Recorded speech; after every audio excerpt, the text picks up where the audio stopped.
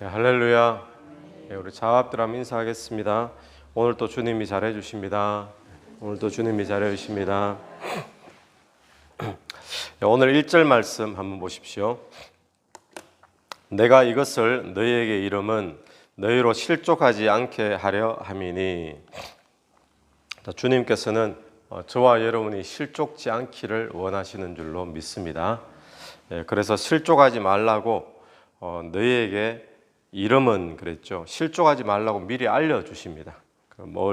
어떤 일을 알려주시는가 하면 2절 말씀인데, 어떤 일이 생길 때 실족하지 말아야 될 것인가. 2절에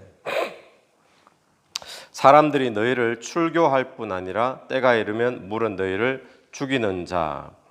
출교시키고, 이때 당시에 유대인들이 유대 사회에서 출교당하고 이런 일들, 그러면 사회적 뿌리가 없어지니까 굉장히 고통스러운 일이 생기죠. 출교당하고 또 죽이기도 하고 이런 일이 생길 때에 실족하지 말라라는 거죠. 시험 들지 말라.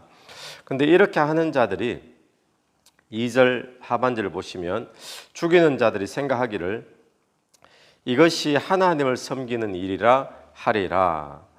3절 그들이 이런 일을 할 것은 아버지와 나를 알지 못함이라.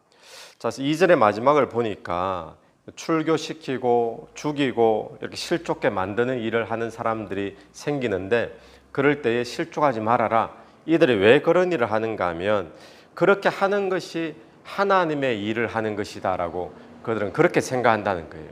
그러니까 하나님을 위한 것이다. 하나님을 잘 섬기기 위한 것이다.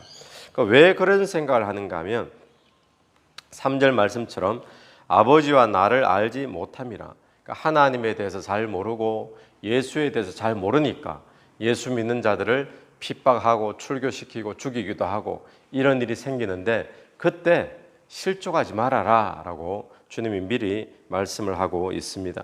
이 말씀을 통해서 우리가 보는 것은 뭔가 하면 지금도 마찬가지입니다. 하나님을 잘 모르는 사람, 또 예수 그리스도에 대해서 잘 모르는 사람이 예수를 잘 믿는 사람, 우리가 예수를 잘 믿을 때 핍박하고 어려움을 주고 그런 경우들이 지금도 교회 안에서도 일어날 수 있고요.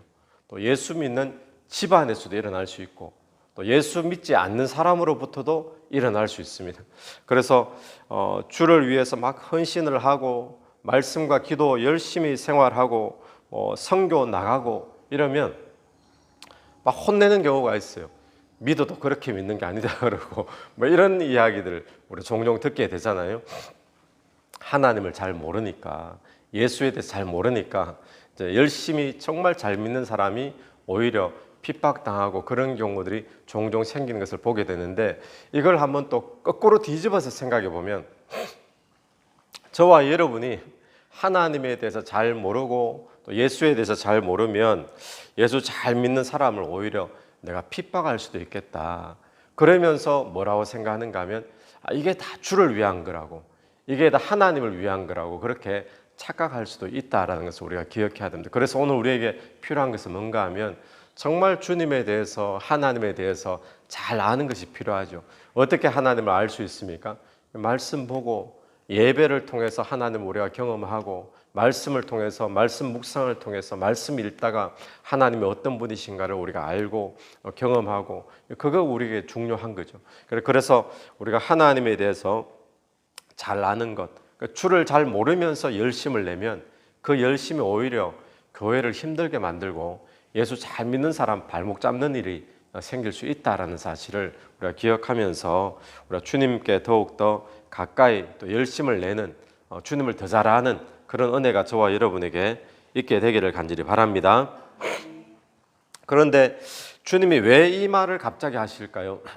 실족할 일이 생기는데 그때 실족하지 말아라. 왜 이 말씀을 갑자기 이렇게 하시는가 하면 4절 말씀입니다. 4절. 오직 너희에게 이 말을 한 것은 왜 이 말씀을 하시는가? 너희로 그때를 당하면 내가 너희에게 말한 이것을 기억나게 하려 함이요. 자, 그때가 되면 이 말을 기억하라고 이야기를 했는데 왜 이 말을 했는가? 처음부터 이 말을 하지 아니한 것은 내가 너희와 함께 있었습니다. 전에 일찍 이야기하지, 일찍 왜 이런 얘기 안 했는가? 그때는 내가 너와 함께 있으니까. 그러면 지금 이 말을 하는 것은 이제는 내가 너와 함께 없을 것이기 때문에, 주님이 제자들이 이제 떠나가실 거이기 때문에, 떠나가시고 나면 오늘 내가 했는 이야기 잊지 말고 기억해라 이 말인 거예요. 실족하지 말아라 라는 그 이야기죠. 주님이 떠나가신다는 이야기입니다. 그러니까 5절에 6절을 보십시오. 6절에 도리어 내가 이 말을 함으로 너희 마음에 근심이 가득하였도다. 주님이 떠나가신다 그러니까 우리 15장 말씀에서도 그랬잖아요. 근심이 가득했잖아요, 제자들이. 주님이 떠나가신다 하니까 이 제자들이 오히려 마음에 근심이 가득했어요. 그러니까 주님께서 이거 근심할 일이 아니다, 그 설명을 하시는데 7절입니다. 7절. 그러나 내가 너희에게 실상을 말하노니 내가 떠나가는 것이 너희에게 유익이라. 주님께서 제자들이 근심하고 있으니까 실상은 내가 떠나가는 것이 너희에게 훨씬 더 유익이다. 왜 그렇습니까? 그 다음 보니까 내가 떠나가지 아니하면 보혜사가 너희에게로 오시지 아니할 것이요 가면 내가 그를 너희에게 보내리니. 내가 떠나가는 것 때문에 근심을 하고 있는데 근심하지 말아라.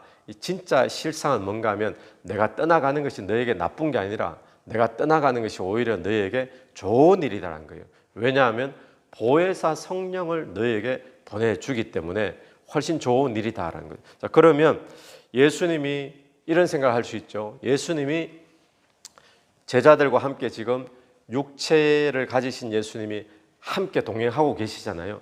그러면 이것보다 예수님 없고 보혜사 성령이 있는 게 이게 더 좋은 거란 말인가? 예수님은 그게 더 좋은 거라는 거예요. 육체를 가지신 예수님 우리와 함께 하시면 얼마나 좋겠나. 지금도 이 제자들처럼 예수님과 같이 우리가 보이는 예수님 같이 밥 먹고 같이 다니고 같이 말씀 듣고 이러면은 얼마나 좋겠나. 우리는 이런 생각 가끔씩 할 때가 있는데, 근데 실상은 예수님께서는 아니다. 내가 떠나가고 보혜사 성령이 너에게 오는 것이 훨씬 유익한 것이다 라고 이야기를 하고 있습니다. 근데 오늘 우리는 어떤 시대에 살고 있습니까? 육체의 예수님이 떠나가시고 오늘 우리는 보혜사 성령이 우리 안에 들어와 계시는 그 시대 속에 살고 있잖아요. 그러면 이 사복음서에 나와 있는 제자들이 훨씬 유리합니까? 아니면 오늘 보혜사 성령을 모시고 있는 우리의 삶이 훨씬 유익할까요? 오늘 예수님 말씀에 의하면 저와 여러분의 삶이 훨씬 복된 줄로 믿습니다.